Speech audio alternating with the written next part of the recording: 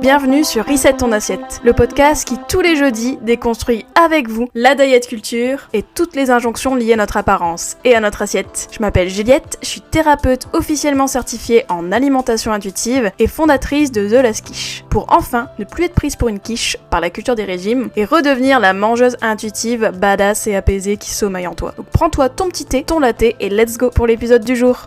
Bonjour à toutes et bienvenue dans ce nouvel épisode de Reset ton assiette. Alors aujourd'hui, on va parler d'un sujet essentiel qui est pour moi une sorte d'antidote à ce que je vous ai expliqué dans les derniers épisodes, c'est-à-dire je vous ai parlé de la honte, je vous ai parlé de la culpabilité et à quel point la société génère ce genre d'émotions pour nous contrôler. Et donc je voulais parler de l'antidote qui est l'autocompassion. Et l'autocompassion, vous m'avez entendu en parler déjà dans ce podcast, mais je voulais vraiment faire un épisode dédié à l'autocompassion pour explorer déjà ce qu'est l'autocompassion véritablement, qu'est-ce qu'on entend par l'autocompassion et à quel point c'est un outil puissant quand on veut s'affranchir des régimes, des restrictions, quand on veut s'affranchir des injonctions et quand on veut justement avoir une relation plus apaisée avec son alimentation, avec son corps et avec soi-même. Alors, parce que sûrement si tu m'écoutes aujourd'hui, t'as sûrement déjà ressenti de la culpabilité après avoir mangé, tu te juges peut-être fortement sur ton apparence, sur la façon dont tu manges, etc. T'as l'impression de manquer de volonté, etc. Enfin bref, toutes les croyances que nous a mises dans le crâne la culture des régimes. Et donc l'autocompassion vient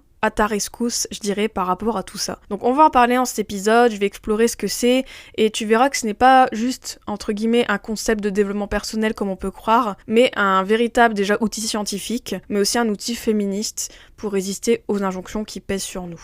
Donc pour ça, on va s'appuyer sur les travaux de Christine Neff, qui est chercheuse spécialiste de l'autocompassion. Souvent quand on parle d'autocompassion, on pense à Christine Neff. Elle est d'ailleurs citée à de nombreuses reprises dans le modèle de l'alimentation intuitive, dans la formation de l'alimentation intuitive. Et à propos de Christine Neff, reste bien jusqu'à la fin de l'épisode puisque je t'ai réservé une petite surprise par rapport à l'échelle officielle de l'autocompassion. On s'en reparle en fin d'épisode. Donc voilà, donc on va parler de ça dans cet épisode. Donc si tu es prête à te faire un gros câlin et à ressentir plus d'autocompassion envers toi-même, c'est parti. Alors comme je vous disais dans les derniers épisodes sur la honte et la culpabilité, mais en général sur le podcast, je te montre à quel point les femmes, on est élevées dans l'autocritique. Vraiment, on est tout le temps en train de se critiquer parce qu'on a une sorte de tyran intérieur qu'on a internalisé et qui est là en permanence. Il faut savoir que dès le début, en fait, comme j'ai déjà expliqué, on nous apprend dès le plus jeune âge à nous excuser d'exister d'une certaine façon, de pas prendre trop de place, d'être discrète. On nous dit aussi de toujours chercher à être mieux, être plus mince, plus douce, plus performante, etc. Mais en même temps, il faut ne pas être trop, c'est-à-dire trop bruyante, trop confiante, trop gourmande, etc. Bref, les femmes, voilà, on doit être dans une petite boîte très restreinte et on doit rester à notre place. Et ça, c'est comment la société éduque et conditionne les femmes. Et donc ça rejoint l'épisode sur la honte aussi et la culpabilité, puisque je vous ai dit dans ces épisodes-là que tous ces discours-là, toute cette socialisation fait que on se critique en permanence. Et en matière d'alimentation et d'image corporelle, c'est pareil. On est souvent très critique avec nous-mêmes. Et en même temps, c'est ce que la culture des régimes veut. La culture des régimes veut qu'on soit critique envers nous-mêmes. Elle veut qu'on ne s'aime pas, elle veut qu'on ne s'accepte pas, elle veut qu'on cherche des régimes, elle veut qu'on cherche des solutions extérieures à notre mal-être, etc.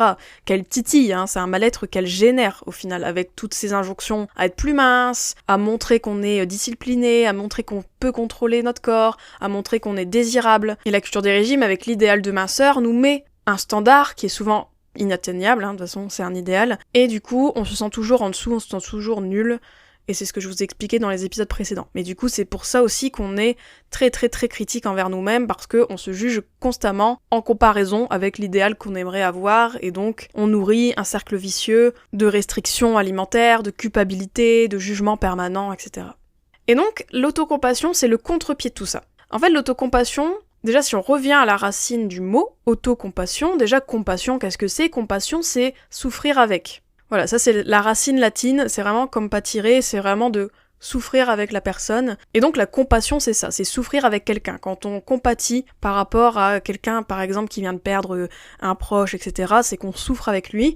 Et donc l'autocompassion, c'est de la compassion, mais qui est tournée vers nous-mêmes. Et du coup, c'est le fait de souffrir avec nous-mêmes. Et l'autocompassion, selon Christine Neff, du coup son modèle qu'elle a développé, il y a 3 piliers à cette autocompassion. Déjà, il y a une sorte de bienveillance envers soi-même, c'est-à-dire de se parler comme on parlerait à une amie, au lieu de s'auto-flageller. Il y a aussi le pilier de l'humanité commune, c'est-à-dire se rendre compte qu'on n'est pas seul dans ce qu'on vit, que beaucoup de gens souffrent comme nous actuellement et ont souffert comme nous. Donc voilà, de se rappeler qu'on n'est pas toute seule dans notre souffrance, de pas s'enfermer dedans. Et aussi l'autre pilier, c'est la pleine conscience, c'est-à-dire d'observer nos émotions sans jugement, et ça aussi j'en parle beaucoup sur le podcast, le côté de se défusionner un peu de ses pensées, mais aussi de ses émotions, et de s'observer plus avec curiosité, sans jugement, etc.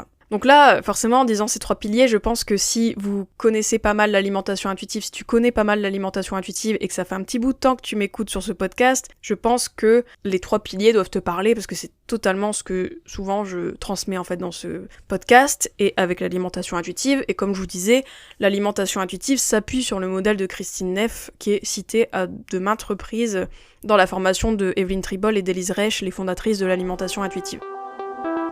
Mais du coup, si on reprend un peu chaque pilier, en quoi ça peut nous aider, en quoi ça peut t'aider actuellement dans ton rapport à l'alimentation et ton rapport au corps et ton rapport à toi-même en tant que femme, déjà c'est se rappeler qu'en fait, et je le dis tout le temps à mes clientes parce que déjà pas plus tard que hier il me semble, donc moi j'anime le programme de groupe Croque Madame, mon programme féministe en alimentation intuitive, mon accompagnement de groupe. Et donc dans Croque Madame il y a un module où justement au début du programme, je vous invite, et j'invite aussi les filles en individuel à faire ça également, je vous invite à réfléchir un petit peu à votre historique de régime, à votre historique de restriction, etc. et de voir un petit peu, combien de temps ça fait que vous êtes dans les régimes et qu'est-ce que ça vous a apporté au final. Et je trouve que c'est super d'avoir ce recul, pas pour se juger justement, mais d'observer en fait. Et souvent, à cette étape-là, vous êtes beaucoup à me dire, et ça n'a pas raté aussi dans cette édition de Croque Madame, souvent quand vous faites cet exercice, déjà, il vous permet de prendre du recul sur votre situation, mais en plus de ça, souvent, il peut y avoir des émotions qui s'y mêlent, qui sont peut-être de la colère envers la culture des régimes, mais aussi peut-être de la colère envers vous-même. Vous vous dites, non mais c'est n'importe quoi, pourquoi j'ai fait autant de régimes, pourquoi je me suis entêtée à vouloir perdre du poids, etc., tout ça.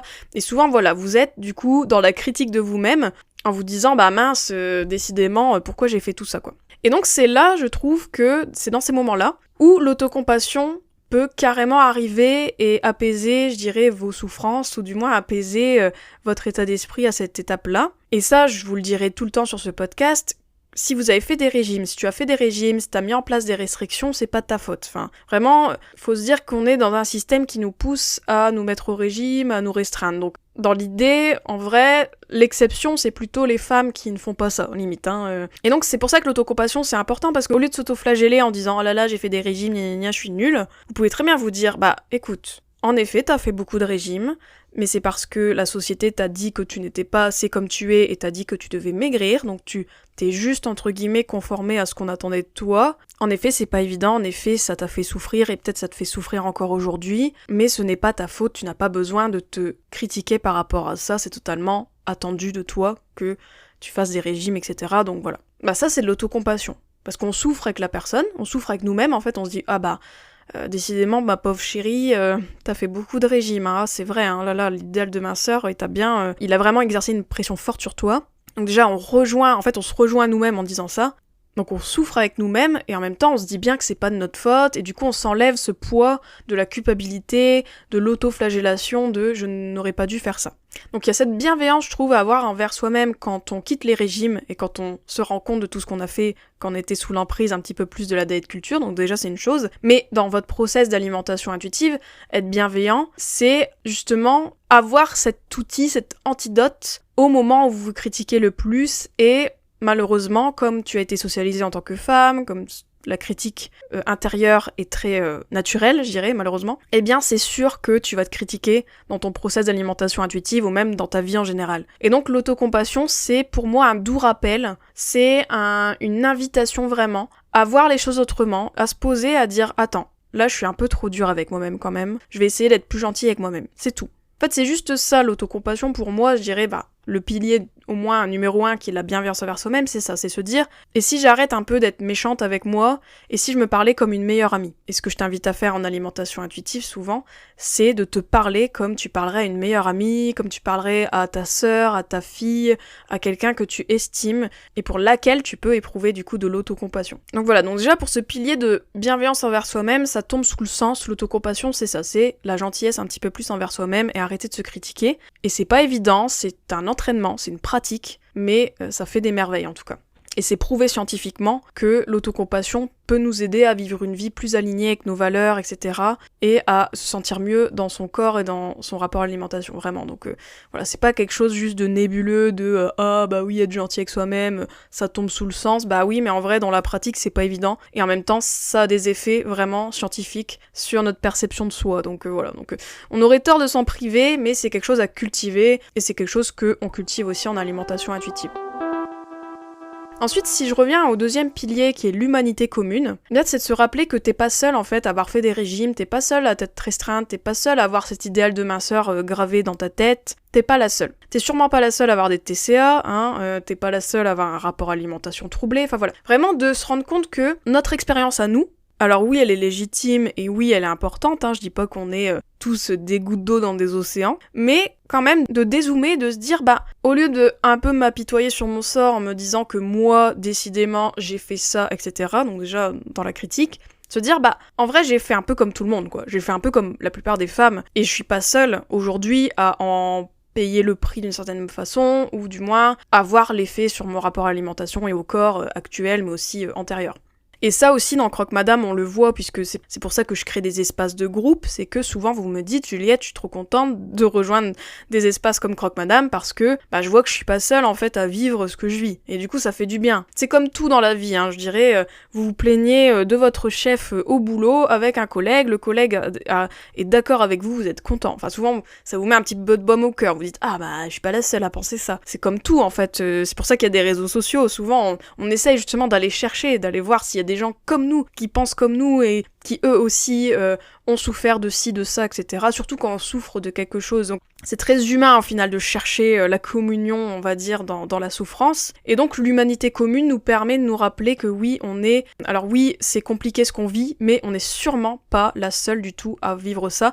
Et comme je vous disais, comme on est dans une société patriarcale, il y a beaucoup de chances que ce que tu ressens là à l'heure actuelle par rapport à ton alimentation et ton corps, bingo, il y a sûrement une femme dans le coin qui pense les mêmes choses que toi. Donc voilà, te dire que c'est pas toi le problème, en aucun cas, et que tu n'es pas seule à vivre ce que tu vis, et que justement tu peux décider de t'en libérer avec aussi d'autres femmes comme toi, et de te rapprocher aussi d'autres femmes. Et d'ailleurs ça me fait penser à mon épisode sur la honte, puisque dans l'épisode sur la honte, je vous disais bien que la société patriarcale, avec la honte, elle veut nous enfermer, et elle veut qu'on n'en parle pas, elle veut qu'on en fasse un tabou, tout ça. Alors que, au final, quand on en parle, on se rend compte que oui, on n'est pas seul. Et ça, faut le voir comme une menace, en fait, pour le patriarcat, parce que si toutes les femmes ont parlé collectivement de nos expériences, un peu comme MeToo, ce genre de choses, enfin, des grands mouvements comme ça, qui ont permis au féminisme d'avancer, mais c'est pareil pour l'alimentation, en fait. Si on brisait un peu les tabous qu'on a sur la minceur, sur le poids, sur les troubles alimentaires, etc., je pense vraiment qu'on peut avancer toutes ensemble. Donc voilà, donc c'est très important de se libérer de ces tabous-là,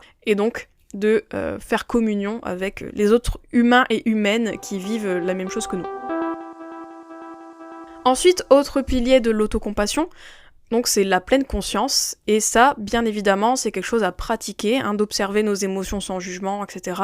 Et d'être conscient de ce qu'on vit, de ce qu'on ressent, sans forcément se critiquer tout de suite. C'est comme, par exemple, quand je vous parlais de la culpabilité dans l'épisode précédent, je vous disais bien que la culpabilité, le but, c'est pas de l'attaquer de front, mais aussi de comprendre d'où elle vient, d'être curieuse, etc. Et surtout pas se flageller de ressentir de la culpabilité, parce que du coup, on culpabiliserait de ressentir de la culpabilité, ça serait un peu le serpent qui se mord la queue. En fait, de reconnaître que les émotions qu'on a, elles passent. Une émotion, c'est un état temporaire. Une émotion, c'est une réaction. C'est une réaction à des événements extérieurs, des événements intérieurs, mais c'est tout ce que c'est en fait, une émotion. Et du coup, d'aller à la rencontre de ces émotions, c'est aussi de l'autocompassion. Parce que du coup, comment on peut éprouver de l'autocompassion avec nous-mêmes si on sait pas ce qu'on ressent et si on ne vient pas en contact avec peut-être notre souffrance en lui laissant de la place, mais pas trop non plus. Le but c'est pas de ruminer, mais plutôt laisser la place à nos émotions. Se dire que c'est ok, c'est légitime tout ce qu'on ressent et d'être prêt aussi à expérimenter ces émotions et de leur laisser un accueil en fait, qu'elles soient accueillies. Et ça on le voit aussi en alimentation intuitive, il y a tout un principe sur le fait d'accueillir ces émotions. Et la pleine conscience dans l'autocompassion c'est ça. C'est aussi d'être proche de ses ressentis, de pas s'attacher à eux, mais de se comprendre un peu mieux et surtout de pas se juger de ce qu'on ressent quoi. Chaque émotion, toute émotion est légitime, ça c'est très important aussi, je pense, dans une pratique de l'autocompassion. Donc moi je trouve que l'autocompassion en général est essentielle en alimentation intuitive, et plus largement est essentielle quand on se libère des injonctions patriarcales. parce que, comme je vous disais, la société veut qu'on soit critique envers nous-mêmes, elle veut qu'on se déteste en fait. Vraiment, faut se dire que la culture des régimes fait son beurre sur la détestation de nos corps. Si demain, on accepte nos corps, je vous prie de croire que la culture des régimes ne ferait plus un sous, ne ferait plus $1. Donc voilà, donc vraiment se dire que l'autocompassion pour moi c'est un outil féministe et c'est un outil de l'alimentation intuitive également, mais c'est un outil plus large. Pour moi c'est une attaque directe à la société patriarcale en fait. Quand on cultive l'autocompassion, on cultive du coup un peu plus d'amour envers nous-mêmes, ou du moins d'acceptation de nos ressentis, etc. On cultive un état d'esprit donc moins critique avec nous-mêmes, et donc ultimement on se retire petit à petit de la culture des régimes et du paradigme de la société patriarcale qui veut qu'on se haïsse, quoi. Et donc, comment intégrer l'autocompassion dans son quotidien et surtout dans son rapport à l'alimentation ? Déjà, je vous dirais toujours de prendre conscience un peu de votre discours intérieur, le petit tyran intérieur, qu'est-ce qu'il vous raconte, le petit drama mental aussi, comme j'aime l'appeler. C'est à chaque fois en fait que tu te juges, déjà d'être consciente que tu te juges, ça c'est déjà un grand pas. Mais ensuite, si tu vois que tu te dis, je sais pas, j'ai trop mangé, je suis nulle, j'aurais pas dû faire de compulsion, j'aurais pas dû manger autant, nanana, eh bien, demande-toi, est-ce que je dirais ça à une amie qui me confierait ce qu'elle a vécu ? Et la réponse, souvent, c'est non, parce que souvent, à moins que voilà, vous traitez mal vos amis, mais souvent, quand vous avez une amie, rarement vous allez lui dire ah bah ouais, t'es bien nul, oh là là, t'aurais vraiment pas dû manger cette part de gâteau, tu vas encore grossir, décidément, t'es vraiment naze. Enfin, non, à aucun moment vous lui dites ça. Vous allez peut-être lui dire, c'est ok, c'est pas grave si t'as trop mangé, peut-être que t'en avais besoin, et puis de toute manière, ça te permet aussi de faire des expériences avec l'alimentation. Enfin voilà, il y a plein de discours que vous pouvez trouver qui est bien plus bienveillant que vous dire que vous êtes nul, etc. Moi, c'est quelque chose que je dis souvent à mes clientes, le but, c'est pas d'être positif à mort par rapport à soi-même, etc. Le but, c'est juste d'être un peu plus bienveillant, quoi. Et l'autocompassion, pour moi, je dirais, c'est pas un idéal non plus, vous voyez ? C'est pas, encore une fois, une injonction, en fait. Mais se dire, j'essaie d'être plus gentille parce que ça me fait me sentir mieux. Et c'est ça qu'on veut, au final, quand on pratique l'autocompassion, c'est qu'au lieu de subir les choses dans notre rapport à l'alimentation, etc., c'est de reprendre un peu de pouvoir et surtout d'être plus sympa. Donc, si on est plus sympa, on va peut-être adopter des comportements qui sont aussi plus aidants pour nous, etc., quoi. C'est un peu briser aussi le cercle de la culpabilité, etc. Enfin, tout ça, ça se fait grâce à l'autocompassion. Donc vraiment de reformuler votre discours intérieur avec bienveillance. Et aussi, si on rejoint le pilier de la pleine conscience, c'est d'observer en fait vos ressentis sans vous y attacher, observer votre culpabilité, observer quand vous vous critiquez, et venez vous rejoindre, en fait, venez vous dire, c'est pas ma faute si je ressens de la culpabilité, c'est un système qui me fait croire que je devrais mieux manger que ça, etc. C'est une émotion qui est nourrie, qui est entretenue par la culture des régimes, donc c'est pas la mienne. Et vous la laissez passer en fait, sans la nourrir.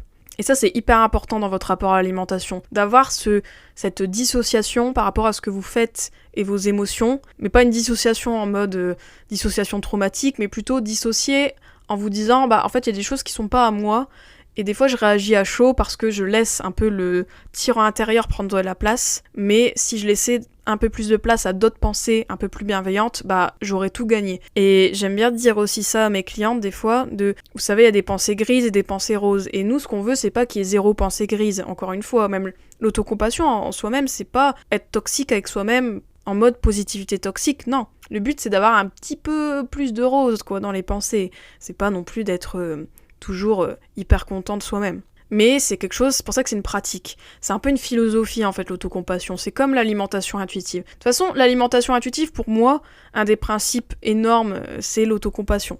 C'est un gros principe qui n'est pas dans les 10 principes, mais qui, au final, sous-tend tous les principes. Parce que quand vous accueillez vos émotions avec bienveillance, vous faites de l'autocompassion. Quand vous honorez votre faim, vous mangez par rapport à vos besoins et que vous luttez contre les pensées de la police alimentaire, vous faites de l'autocompassion. En fait, ultimement, le but de l'alimentation intuitive, c'est d'avoir plus d'autocompassion envers soi-même, être plus bienveillant et ultimement prendre soin de soi et sa santé, mais en partant d'une place un petit peu de bienveillance que un lieu de détestation, de culpabilité, de jugement, etc. Donc vraiment pour moi l'autocompassion, je trouve que c'est pas juste quelque chose, on voit des intérêts scientifiques, donc on l'applique et puis on croise les doigts que ça marche, etc. Et en effet, oui, il y a des intérêts scientifiques, il y a un intérêt psychologique à tout ça, bien évidemment, mais au-delà de ça, l'autocompassion pour moi c'est un outil de libération. C'est dire non à la honte qu'on nous inculque et dire oui à une relation plus douce avec nous-mêmes et avec notre corps. Donc la prochaine fois que ta petite voix critique elle apparaît, rappelle-toi que tu mérites de la douceur, tu mérites de rejoindre tes ressentis et de te faire du bien. T'as rien à prouver et t'es bien plus que ce que la société veut te faire croire. Voilà pour moi pour cet épisode sur l'autocompassion, j'espère que ça t'a inspiré, j'espère que ça t'a donné des clés supplémentaires. D'ailleurs n'hésite pas à aller regarder les travaux de Christine Neff sur l'autocompassion. Et petit bonus en lien avec cet épisode, je t'offre l'échelle d'autocompassion de Christine Neff, donc va dans la description de l'épisode et clique sur le lien pour avoir directement l'échelle d'autocompassion dans ta boîte mail. Comme ça tu peux savoir si tu es déjà dans l'autocompassion ou non, c'est un petit test pour toi. Voilà, donc si cet épisode t'a parlé, n'hésite pas à me partager tes ressentis, tes expériences. Et puis d'ici là, prends soin de toi et dis-toi bien que être plus bienveillant et éprouver plus d'autocompassion avec toi-même, c'est un acte profondément féministe. Et c'est un acte résistant.